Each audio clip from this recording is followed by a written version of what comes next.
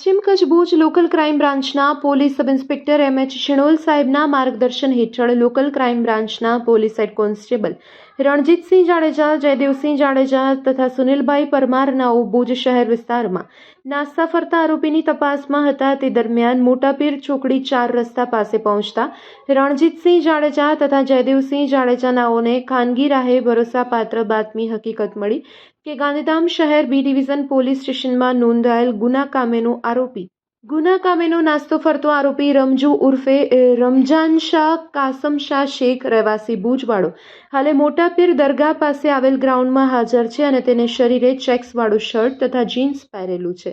જે હકીકત આધારે તપાસ કરતા ઈસમ મળી આવેલ, જેથી તે ઈસમની BNSS એક્ટ કલમ 35 પેટા કલમ 1 મુજબ ધોરણસર અટક કરી આગળની કાયદેસરની કાર્યવાહી માટે ભુજ શહેરી એ ડિવિઝન પોલીસ સ્ટેશન ખાતે સોંપવામાં આવેલ છે. પકડાયેલ આરોપી રમજુ શાહ ઉર્ફે રમજાન શાહ કાસમ શાહ શેખ, ઉંમર વર્ષ 28, રહેવાસી શેખ ફળિયું, સરપટનાકા બહાર, ભુજવાડો છે. તો આ આરોપીનો ભુજ શહેર A division, B division, Madhapar police station તેમજ મુન્દ્રા પોલીસ સ્ટેશનમાં ગુનાહિત ઇતિહાસ પણ રહેલો છે. આ સમગ્ર કામગીરીમાં પશ્ચિમ કચ્છ ભુજ લોકલ ક્રાઇમ બ્રાન્ચના સ્ટાફના માણસો જોડાયા હતા.